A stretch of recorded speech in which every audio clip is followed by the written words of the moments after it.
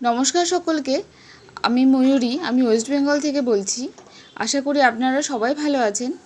আজকে আমি শেয়ার করছি দুটো রেসিপি। তো প্রথমটা হলো নিরামিষ এঁচোড় আর দ্বিতীয়টা হলো লাল শাক। তো প্রথমেই নিয়ে নেওয়া হয়েছে কেটে রাখা এঁচোড় আর আলু, আর এর মধ্যে একে একে দিয়ে দিতে হবে পরিমাণ মতন নুন, হলুদ, চিনি, শুকনো লঙ্কা, জিরে গুঁড়ো, আদা কুচি, ভাজা মশলা আর পরিমাণ মতন দই।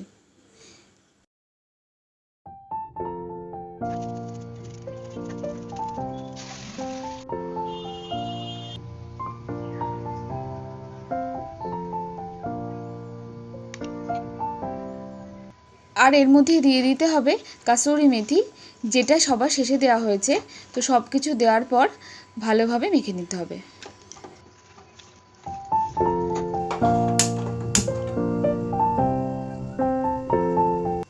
এরপর প্রেসার কুকারে একদম সামান্য পরিমাণে সর্ষের তেল নিয়ে তার মধ্যে দিয়ে দিয়েছিল দারচিনি, এলাচ, লবঙ্গ, তেজপাতা আর মেখে রাখা এঁচোড়। এটা কিন্তু প্রেসার কুকারের মধ্যেই ভালো করে কষিয়ে নেওয়ার পর প্রেসার কুকারের ঢাকনা আটকে দিতে হবে। আর কষানোর সময় কিন্তু একটু জল দেওয়া হয়নি। এটা হতে থাক, ততক্ষণে এই লাল শাক ভালো করে ধুয়ে এটাকে কেটে নিতে হবে। আর এর সাথে কেটে নিতে হবে পেঁয়াজ, রসুন, কাঁচা লঙ্কা, টমেটো আর বেগুন।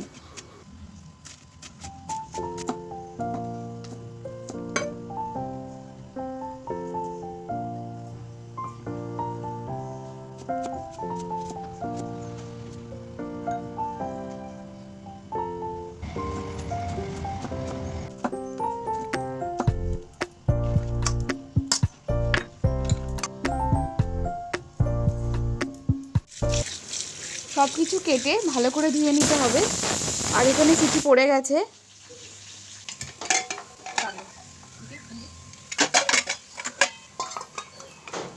দেখুন এটা খুব ভালো করে সেদ্ধ হয়ে গেছে।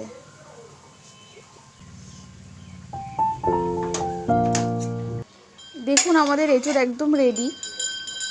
এরপর লাল শাক ভাজার জন্য কড়াইয়ে সর্ষের তেল নিয়ে তেল গরম হওয়ার পর ওর মধ্যে দিয়ে দিতে হবে কাঁচা লঙ্কা, 1 চামচ কালো জিরে আর 1 চামচ তিল।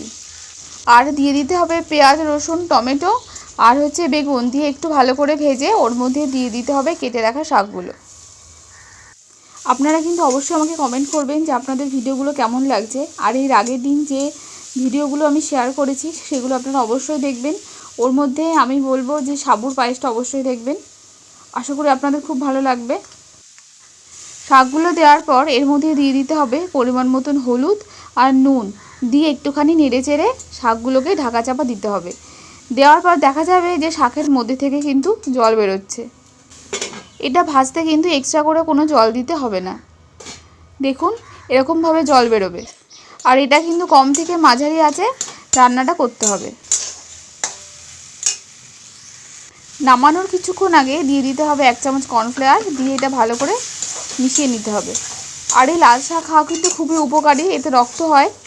তো ভিডিওটা ভালো লেগে থাকলে অবশ্যই লাইক করবেন আর চ্যানেলটাকে সাবস্ক্রাইব করবেন। আর অবশ্যই আমাদের কমেন্টে জানাবেন আপনাদের মতামত।